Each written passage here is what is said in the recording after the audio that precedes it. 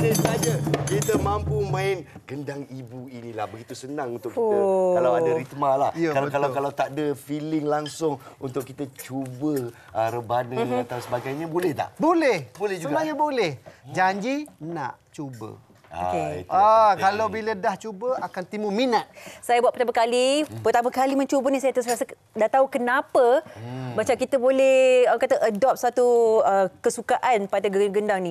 Bagi anak-anak kecil kan, daripada kecilnya kalau kita train dia bersuara, dia akan boleh sehebat Wak Long nanti. Lagi hebat. Lagi hebat. Sebab itulah anak-anak saudara, anak-anak kita ni kita dedahkan daripada kecil supaya akan jadi lagi hebat. Esok mungkin menjadi profesor. Lagi mungkin akan tak ada kat Malaysia kot. Dia pergi luar negara je duduk. Kita nak tanya pengalaman kecil dia. Pergi overseas tu hari nanti. Umur berapa awak mula? Ini yang penting. Berapa tahun mula main muzik? 3-4 tahun. 3-4 tahun. Dia pun lupa sebab dia sangat kot. Jadi masa 3-4 tahun ni inilah masa paling sesuai untuk kita dekatkan anak-anak kita atau anak-anak muda kepada seni perkendangan Melayu ni. Ya, betul. Jadi anak Wak Long pula kat macam mana? Pressure tak? Anak Wak Long Pressure kan sebab bapak dia Wak Long. Nama tu besar nak carry tu. Besar tu. Okey, mikrofon tadi. Jadi silakan. Macam mana perasaannya menjadi anak Wak Long? Banyak pressure juga ah. Pressure macam mana tu? Kena bayar hari-hari, adalah juga hari-hari yang kita pergi show ke apa. Show depan orang. Dia nak cerita tapi dia macam malu-malu kan. Tapi sebenarnya sebetulnya Wak Long tak ada masa nak jumpa dia orang pun. Itulah pengorbanan yang kita kena buat. Sebab kita nak sesuatu benda, akan ada sesuatu benda yang kita akan hilang. Setuju. Sebenarnya. Tapi walau apa pun kita yakin pada Allah. Allah akan tunjukkan, permudahkan. Tapi sebenarnya pada satu peringkat, bila kita dah bawa keluar balik instrumen alat muzik di rumah kan, dia akan tengok apa-apa, lama-lama dia akan timbul rasa minat tu. Tapi sebenarnya alhamdulillah dia ada bakat lah. Kadang-kadang tu mereka risau, takut nanti kalau tak praktis nanti kan. Dia risau takut terlebih ke apa ke kan. Tapi secara keseluruhan Wak Long okey je, sebab muzik tu hanyalah satu bentuk tools untuk kita sebenarnya bersama macam ni. Dan alhamdulillah geng-geng Wak Long ni semua, kalau tak ada seni macam ni, susah kita nak jumpa pun. Itulah dia. Jadi untuk eratkan tali persaudaraan. Ya, betul. Wak Long, saya tertanya sebab anak-anak kecil ni memang didedahkan melihat bakat Wak Long sendiri. Dia sendiri ada minat. Tapi nak dikatakan bagi salah seorang anak ni kan, berapa banyak instrumen yang telah pun dikuasai? Cara belajar dia sama ke tidak? Dia dalam bentuk alat muzik tu banyak kan. Teknik dia berbeza-beza dan lagu ataupun repertoire dia berbeza-beza. Dalam makyung berbeza. Alhamdulillah kita Malaysia sudah mendapat iktirafan daripada UNESCO sebagai intangible heritage, masterpiece oral intangible heritage dari Malaysia. Dan kita telah diiktiraf dunia pun makyung tu sendiri. Dan makyung tu ada alat muziknya, ada bentuk nyanyiannya, ada bentuk lakonnya, ada bentuk gerak tarinya sendiri. Jadi benda tu semakin besar, luas, bukan saja muzik. Ini hanya melihat muzik saja. Bagaimana kita nak memahami dan nak mengabdikan diri untuk praktis. Kalau nak jadi profesional, dia kena praktis lebih daripada 8 jam satu hari. Wow, 8 jam sehari. Lebih 8 jam satu hari. Peluh ketiak anak-anak Long ni. Maksudnya bukan sahaja kita nak belajar muzik, tetapi dalam sesama kita juga memberi satu pendedahan tentang pemudah cara, iaitu membaca notasi muzik. Maksudnya sama ada notasi muzik tradisional ataupun notasi muzik barat, supaya kita akan jadi lebih global lah dan mudah kerja. Macam ni lah, baca nota terus baca. Nampaknya ilmu memang sangat penting kepada Wak Long. Alhamdulillah. Nak tanya juga, Wak Long ni pandai atau pakar bermain berapa banyak alat muzik? Banyak tak? Kalau nak ikutkan banyaklah, tapi tidak orang kata apa, kita tidak fokus. Tapi dalam bidang pengajian Wak Long sebagai seorang percussionist lah. Percussionist Melayu dan Barat. Maksudnya perkusi Melayu dan Barat. Jadi alat muzik percussion tu banyak. Kalau ikutkan ada lebih 100 lebih alat muzik yang Wak Long boleh main. Tapi tidak masters lah. Maksudnya kalau nak master betul-betul, kena setiap alat muziknya kena betul-betul praktis balik untuk fahamkan balik. Cara bentuk tradisional lah, dan juga dalam bentuk tradisional contemporary lah. Macam ni kita main dah tradisional contemporary dah. Dia tidak ada ensemble asal lagi. So sekarang ni dah gabungan ensemble wayang kulit, Zamu Mayung, Kompang Rebana Melayu, ada macam-macam lah. Ada Tapi silat. ada juga inovasi dan pembaharuan yang dibawakan Wak Long. Ya, ada banyak sebenarnya. Ada banyak. Macam lagu tak ada Geng Wak Long tadi, kita gubah lagu baru. Bukan gubah, kita cipta baru. Lagu baru yang dicipta oleh Zamzuri Zahari lah. Dan kita ada album kita dah launching. Ini album yang kita dah launching. Ada album. Di distribute ataupun diedarkan oleh Jepun. Syarikat Jepun. Diedarkan oleh Jepun. Bin Record. Tapi yang sayangnya kat sini Sofia, kita nampak budaya-budaya di luar sana lebih menghargai seni kita berbanding daripada kadang-kadang dalam orang negara kita sendiri kan. Ya, betul. Jadi dalam pembaharuan yang Wak Long bawa ni, saya difahamkan bukan saja muzik yang baru tapi alatan yang baru juga. Betul, alatan baru juga kita buat lah. Jadi ini salah satu alat baru yang kita buat melalui kajian lah. Sebab Wak Long dulu Fakulti Muzik UiTM kan.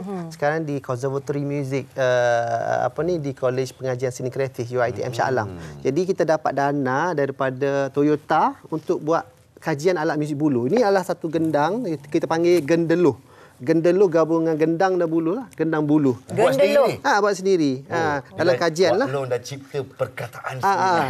Dan sebenarnya kebanyakan alat muzik ni dibuat sendiri oleh arwah ayah dan juga pakcik kami lah. Dan Baisah, Kamaru Baisah juga diturunkan untuk buat. Dan sebenarnya bukan Baisah. Semua kita kena tahu, wajib tahu. Kalau rosak nak hantar kat mana. So kita kena repair sendirilah.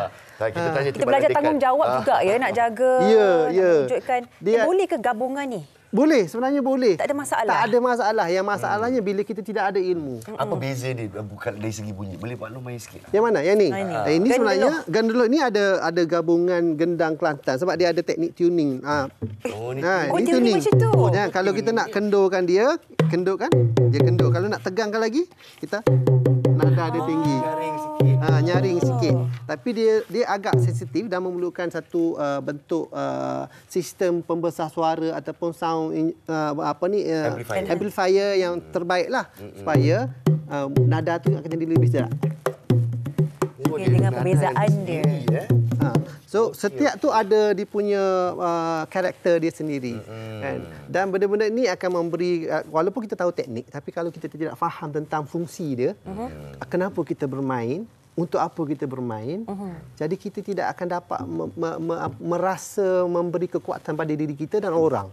Sebenarnya bukan sekadar alat muzik, tetapi kita sendiri, geng-geng Wak Long sendiri perlu menghayati dan memahami instrumen tu dalam bentuk yang holistik.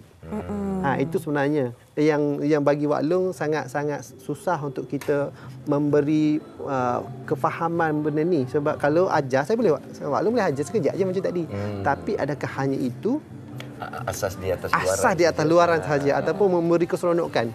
Sebab main tangan, saya sakit tangan, pecah tangan. Tapi saya dah cerita dengan Sofia tadi kan, kita sebagai ibu dan bapa, kita pun terfikir juga kan Sofia, seni perkenangan Melayu ni kalau kita nampak di kawasan urban lah, di kawasan bandar dan sebagainya, dia macam tidak mendapat sambutan dari sudut pandangan seorang pensyarah.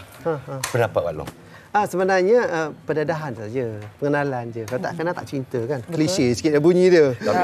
Bila sudah kenal dan cinta, akan sanggup buat apa sahaja. Walaupun sakit tangan, pecah tangan, tidur tak tentu, malam baru tidur. Sekarang ni kita ada disiplin-disiplin, tanggungjawab masing-masing untuk bersiap, untuk fokus dengan apa yang kita nak buat, yang kita minat. Kalau tak minat, rasa macam susahnya nak bangun pagi kan. Bangun pagi kan. Kadang-kadang subuh pun ke laut kadang-kadang tu. Kadang-kadang. Sometimes. Ujung-ujung je. Jadi kita tanya yang muda-muda. Yang tanya muda-muda. Jadi walau apa pun, Allah tu Maha Kuasa lah. Macam itulah kan. Kalau kita tanya yang muda ni pula. Mari kita tengok. Okey, bangun subuh mesti bangun subuh lah juga kan. Subuh tak? Subuh. Alah Tommy. Tapi yang penting untuk anak-anak muda seperti anak-anak Wak Long kita tanya sikit, bagi dia mikrofon. Itu dah kena tanya. Dia lah cuak lah. Macam mana pentingnya untuk kita terus memperkasakan seni warisan perkenangan Melayu. Boleh tak? Boleh jawab? Soalan susah. Mungkin Bahaki. Bahaki sekarang di sekolah seni lah sekarang dah masuk tingkatan 1 kan. Dia 13 tahun dia. Soalan dia mudah aja. Bila awal-awal belajar sampai sekarang dah boleh buat persembahan kan. kenapa suka main gegendang-gegendang ni dibandingkan dengan instrumen-instrumen lain yang macam-macam kat luar tu? Kenapa masih hati tu kat sini? Sebab saya selalu tengok mak ayah saya, terutamanya ayah, atuk, arwah atuk, pakcik sendiri duk tengok, duk main yang semua kan. Tiba-tiba muncul dalam hati tu rasa macam, macam best je alat muzik ni. Kita cuba main sekali. Tengok, ayah saya dapat turunkan sikit ilmu, dapatlah saya main benda ni, main benda ni. Dikirakan hampir semua kat sini saya boleh main. Dah boleh main dah? Hampir semua. Boleh berdikir barat sekali juga? Boleh. Dahsyat. Alhamdulillah. Dan nyanyi sikit dikir barat sikit. Biasa bagi beat. apa-apa. Ni macam di India aje. Boleh. Boleh tak? Nyanyi sikit boleh tak? Ala ala ewa boleh ayo kita terbang tinggi. Ewa boleh hajar raju jika negara kita maju tinggi lagi. Ala ewa boleh ayo kita terbang tinggi.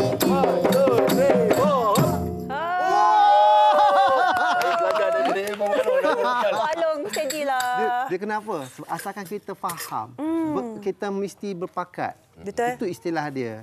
Apa-apa pun kalau kita berpakat, insya-Allah. InsyaAllah. Macam mana harapan Wak Long? Satu pesanan untuk orang anak-anak luar di luar sana, semua keluargalah belajar ni. Harapan dia mudah aja. Mari kita lestarikan. Lestarikan. Apa sahaja yang ada, mungkin kita tak tahu sebenarnya kita ada benda tu dan kita lestarikan. Kita berpakat dan mencari satu benda untuk memberi manfaat kepada semua. Bukan sahaja pada Wak Long tapi pada semua. Kalau tidak duduk rumah jelah kan. Kerana tak kenal maka tak cinta. Itulah pesanan Wak Long untuk kita semua ya. Duk rumah pun tak salah kalau kita terus mempraktiskan ni, apa salahnya. Betul. Dan